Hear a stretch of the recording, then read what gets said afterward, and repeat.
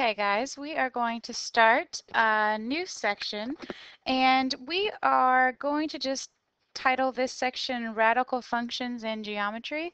This is actually going to be a few sections out of a chapter in the newer edition of this book, so it's actually not in your book, but we'll just go over this in class and during the notes. But these are definitely important topics for you to know, especially as you enter into geometry next year. We are going to be picking up on some geometry topics, especially with this distance formula. We've also got midpoint formula and even some trigonometry. Okay, so today we're actually going to look at what's called the distance formula. And we are going to have a formula, and you will need to memorize this. It's not too hard once you start using it a few times, but go ahead and get this copied in your notes, and I'll explain it in a minute. Okay, so this is the distance formula, and the distance formula is the distance d between any 2 points. And so this is d equals the square root of x squared minus x2 minus x1 squared plus y2 minus y1 squared. So you can think of this as the difference of x's plus the difference in your y's. Okay, and here's our first example, and we're going to use that first equation, or that first formula, d equals the square root, the difference of my x's, x2 minus x1 squared, plus the difference of my y's, y2 minus y1 squared. Now the directions ask me to find the distance between the points 5, 3 and 1, negative 2. Now, it's important to be consistent with your choices. So if I choose 5, 3 to be my first one, I want to choose both my x and my y to be x1, y1. So then the second one I want to choose to be second the whole time through. So this would be x2, y2. And what I mean by that is you don't want to take your x1 from here and then your y1 from over here and get all kind of confusing. So what you do want to do is you want to make sure that you're consistent by choosing this one as x1, y1 and this one as your x2, y2. And then from here we plug that into our formula. So we say square root of x2, which is 1 minus 5 squared, plus y2, which is negative 2 minus 3 squared. And then from here we just simplify, so we have d equals the square root of negative 4 squared plus negative 5 squared. D equals square root of 16 plus 25. D equals the square root of 41. Now, you would want to give this in simplified radical form. However, square root of 41 is in simplest form, so you want to give simplified radical form and decimal. And punched in your calculator, square root of 41 is 6.4. Okay, so let's just recap real quick. We have these 2 points. We're finding the distance between these two.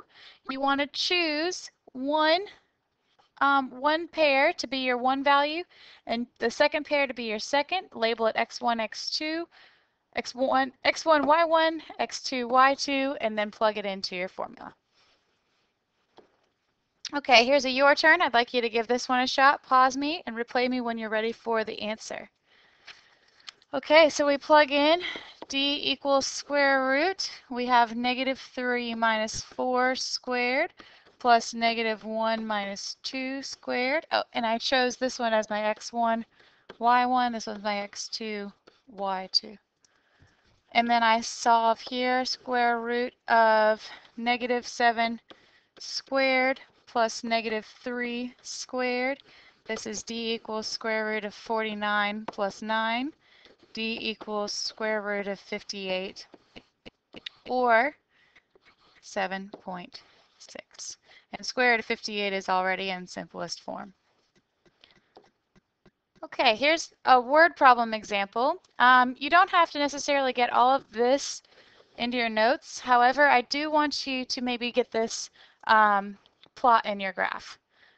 Plot in your graph. This graph in your notes. Okay, and you can just do kind of a little TV here and a sofa here. So the problem is the Verco family is having a home theater system installed. The TV and the seating will be placed in opposite corners of the room. The manufacturer of the TV recommends that for the size of the TV that they want, the seating should be placed at least 13 feet away. If each square is 1 foot long, is the Verco's room large enough for the TV? So the front of the TV screen is located at 111, right here. And the front of the sofa is located at 72, right here. And they want to know if this distance right here with this arrow is long enough so that this will be, the recommended length away. So what we're going to do is we're going to plug those points, 111 and 72, into our distance formula to see if this works. So this is going to be my x1, y1. This is going to be my x2, y2. And the reason why I'm using this distance formula is because I'm trying to find the distance between these 2 points. So I say d equals the square root of 7 minus 1 squared plus 2 minus 11 squared. D equals the square root of 6 squared plus negative 9 squared.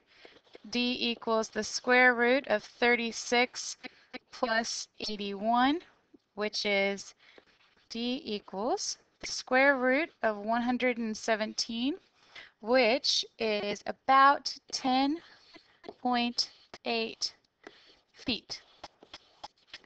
So we ask ourselves, is this going to be long enough for the recommended 13 feet away? Well, it's only 10.8 feet away, so no, the room is not large enough. Either got to knock down some walls or maybe get a smaller TV. Okay, and here's a your turn example. So I want you to look at this problem, and you're going to need some of the information from this problem in order to finish solving this one. So they kind of go hand in hand. This says the manufacturer of the speakers recommends that they be placed at least 8 feet from the seating. If one of the speakers is being placed at 09, is the Vaccaro's family room large enough for the speakers? Explain. And remember that the sofa is located at 7.2. All right, go ahead and do what you can. Try as best you can and replay me when you're ready for the answer.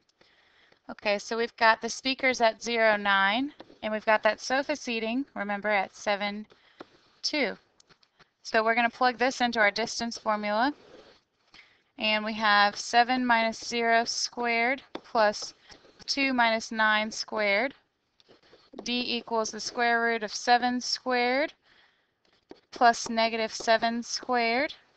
D equals square root of 49 plus 49, and that is D equals the square root of 98, which is reduced to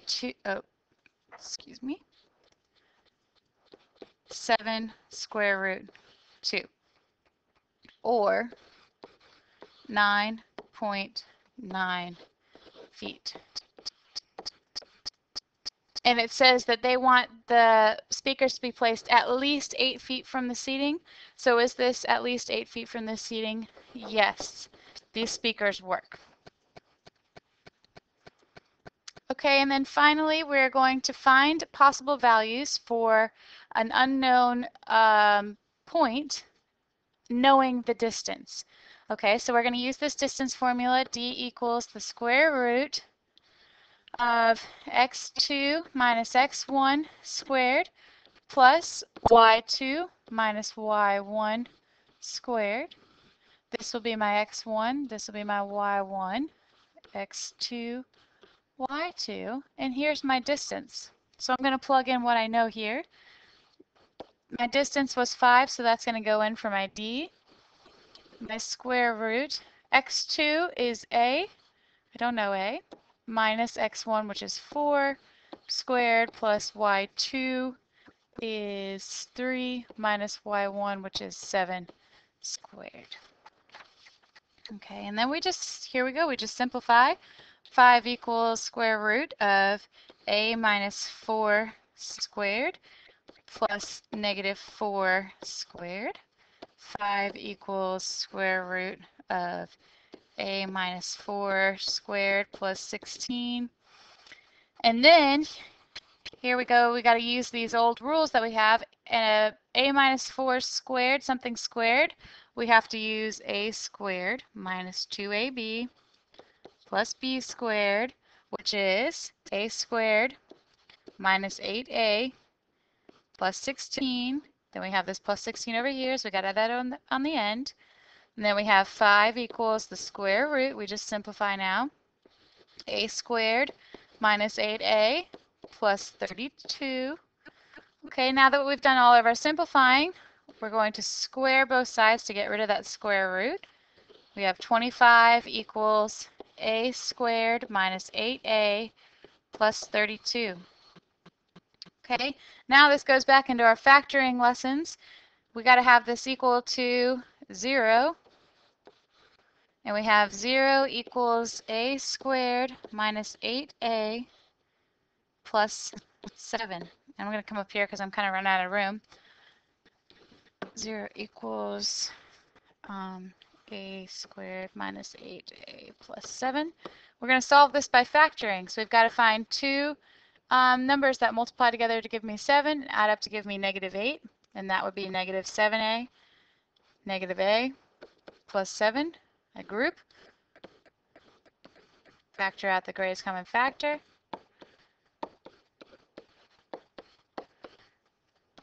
A minus 7 and a minus 1. Oop, these are all equal 0. A minus 7, a minus 1, a equals 1, and a equals 7. And those are my two possible solutions or values for the a. Okay, now this one's your turn. I want you to do this one as best you can all the way through. Don't play me until you're absolutely giving your best shot. Okay. All right, so then we plug in 10 equals the square root of negative 6 minus 2 squared plus 2 minus a squared.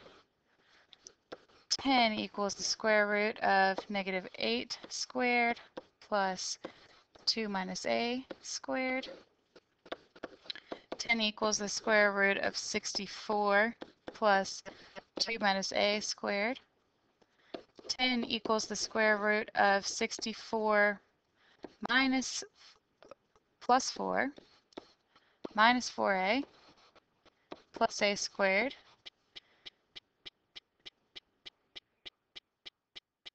Yes. Okay, and then we have 10 equals the square root of 68 minus 4a plus a squared. We're going to square both sides. We have 100 equals the square, oh, not square root anymore, we just undid that, equals 68 minus 4a plus a squared minus 100 from both sides. We have 0 equals a squared, I rewrote it, a squared minus 4a minus 32. And I want to factor this. A squared minus 4a minus 32. And I get a squared minus 8a plus 4a minus 32. Group a minus 8, 4, a minus 8. And we have a plus 4, a minus 8 equal to 0, a equals negative 4, and a equals 8. Hopefully you were able to get that one right. There are a lot of steps involved. Also, just be sure that you're remembering that whenever you have a binomial raised to an exponent, that it is a squared minus 2ab plus b squared. Okay, don't forget that part, that's important. Okay, and finally, here are your practice problems. This is 1, 2, 3, and this is part A and B of 3, and this is 4 and 5. Good luck.